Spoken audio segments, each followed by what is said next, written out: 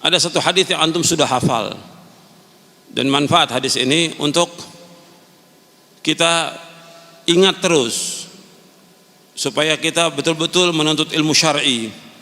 Di dalam hadis yang sahih yang diriwayatkan oleh Imam Muslim dan yang lainnya, Nabi SAW bersabda dari sahabat Abu Hurairah radhiyallahu an, Nabi bersabda, "Man naffasa an mu'minin kurbatan min kurabi dunya naffasa Allah anhu kurbatan min kurabi yaumil qiyamah wa man yassara ala mu'sirin yassara Allahu alaihi fid dunya wal akhirah wa man satara musliman satara Allah fid dunya wal akhirah wallahu fi auni al-'abdi ma kana al-'abdu fi auni akhi wa man salaka tariqan yaltamisu fihi ilman sahhala Allahu lahu bihi tariqan al jannah wa majtama'a qaumun fi baitin min buyutillah yatluna kitab Allah wa yatadarasunahu bainahum illa nazalat alaihimus sakinah wa ghashiyatuhumur rahmah wa haffathumul malaikah wa dzakarahumullahu fi man 'inda wa man batta'a bihi 'amalu lam yusri' bihi nasabuh." Dari sahabat Abu Hurairah radhiyallahu an, ia berkata, telah bersabda Rasulullah sallallahu alaihi wasallam, barang siapa yang melapangkan kesulitan seorang mukmin dari kesulitan dunia, maka Allah akan lapangkan dia dari satu kesulitan di hari kiamat. Barang siapa yang memudahkan orang yang dililit utang, maka Allah akan mudahkan dia nanti pada hari kiamat. Allah akan mudahkan di dunia, Allah mudahkan di akhirat. Barang siapa yang menutupi aib seorang muslim, Allah akan tutup aibnya di hari kiamat. Allah akan tutup aibnya dunia dan akhirat. Dan Allah akan senantiasa menolong seorang hamba selama hamba itu menolong saudaranya. Dan barang siapa yang berjalan untuk menuntut ilmu, maka Allah akan mudahkan jalannya ke surga. Antum ingat tuh, barang siapa yang berjalan untuk menuntut ilmu, Allah akan mudahkan jalannya ke surga. Wa man salaka tariqan yaltamisu fihi ilman sahalallahu lahu bihi tariqal jannah. Barang siapa yang berjalan untuk menuntut ilmu, Allah akan mudahkan jalan ke surga.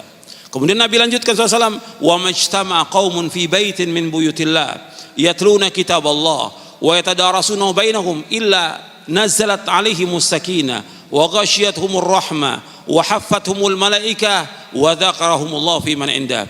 Dan tidaklah berkumpul satu kaum di satu masjid dari masjid-masjid Allah yang mereka membaca kitab Allah dan mereka pelajari, mereka kaji kitab Allah itu, melainkan yang pertama akan turun sakinah, ketenangan.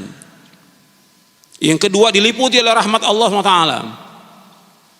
Yang ketiga dikelilingi oleh malaikat. Yang keempat Allah akan sebutkan orang-orang yang hadir oleh Allah, disebutkan di hadapan para malaikat yang berada di sisi Allah SWT. Wa man batta'a bihi 'amaluhu lam yusri' bihi nasabuh.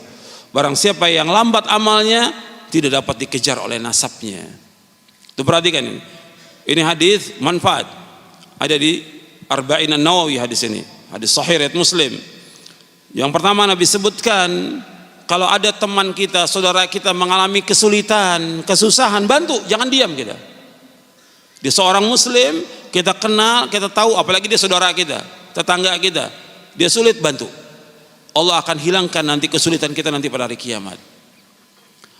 Orang yang memudahkan orang yang dililit utang, dia nggak mampu untuk bayar, susah hidupnya, dililit utang karena dia nggak ngerti.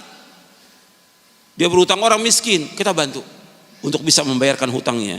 Atau dia hutang pada kita, yang kita lihat nggak mampu dia untuk bayar, kita bebaskan. Atau kita berikan tempo atau bebaskan, seperti Allah sebutkan dalam surah Al-Baqarah, wa in kana dzu usratin fanadhiratun ila maisarah wa an tasaddaqu khairul lakum in kuntum ta'lamun. Dan jika orang yang sulit nggak mampu untuk bayar hutang, kamu tunda sampai waktu dia lapang. Kalau kamu sedekahkan itu lebih baik bagi kamu jika kamu mengetahui. Mudahkan orang yang dililit oleh hutang. Kemudian yang ketiga Nabi sebutkan, barang siapa yang menutupi aib seorang muslim, Allah akan tutup aibnya dunia dan akhirat. Jadi nggak boleh kita menyebarkan aib seorang muslim, apalagi dia orang-orang yang saleh, orang-orang yang baik, yang taat kepada Allah, taat kepada Rasulnya. Yang keempat, Allah akan selalu menolong seorang hamba selama hamba itu menolong saudaranya. Selama kita menolong seorang hamba, menolong seorang, Allah akan tolong kita. Yang kelima, Allah sebutkan barang siapa yang berjalan untuk menuntut ilmu, Allah mudahkan jalan ke surga. Itu perhatikan tuh. Maka nggak boleh kita lepas untuk menuntut ilmu. Sampai kapan menuntut ilmu? Sampai wafat. Terus kita harus semangat untuk menuntut ilmu syar'i sampai kita diwafatkan oleh Allah. Belajar Quran dan Sunnah menurut pemahaman salafus soleh. Wajib gitu loh. Yang pokok yang pertama kita kaji tentang akidah.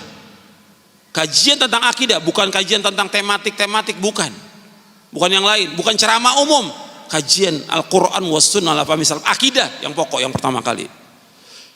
Kemudian selanjutnya, barang siapa yang berkumpul di satu masjid, dari masjid Allah, di masjid, kajian itu di masjid, bukan di rumah, di masjid. Barang siapa yang ngaji di masjid, nuntut ilmu di masjid, belajar di masjid, dia kaji kitab Allah, maka 4 Allah Nabi sebutkan. Yang pertama apa? Turun sakinah, ketenangan. Beda dengan di rumah, beda di tempat lain. Di masjid turun sakinah, ketenangan kalau kita belajar Quran dan Sunnah. Yang kedua, diliputi rahmat Allah yang sangat luas, dan kita selalu mengharapkan rahmat Allah. Yang ketiga, dikelilingi oleh malaikat. Kalau kita nuntut ilmu, malaikat itu mengepakkan sayapnya. Semua malaikat bersayap. Semua malaikat bersayap. Dia kepakkan sayapnya karena apa? Menghormati orang-orang yang nuntut ilmu. Nabi bersabda SAW, innal malaikata la tada'u ajnihataha li talibil ilmi ridwan bima yasna'. Sesungguhnya malaikat mengepakkan sayapnya kepada orang-orang yang menuntut ilmu, ridho dengan apa yang mereka kerjakan. Ridho dengan orang menuntut ilmu. Maka antum sungguh-sungguh nuntut ilmu, jangan malas.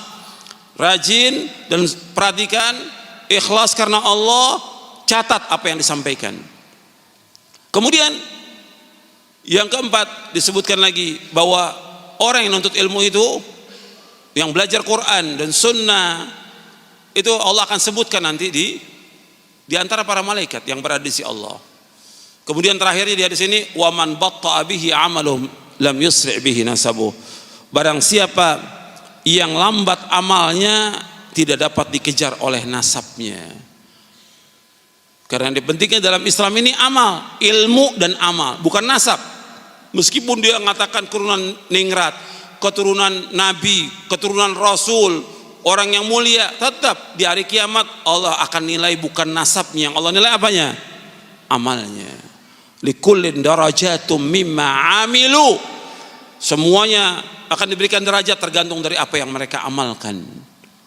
Bukan nasabnya, bukan. Amal. Yang dipentingkan dalam Islam ilmu dan amal. Ikhwani fiddin, azakumullah. Ini sebagai muqaddimah yang penting supaya kita terus semangat untuk menuntut ilmu dan mengkaji Al-Quran dan Sunnah ala fahmi salaf di masjid-masjid Allah. Di mana ada masjid, cari masjid untuk mengkaji Al-Quran wa Sunnah ala fahmi salaf. Kaji. Sebab ini tempat yang barokah.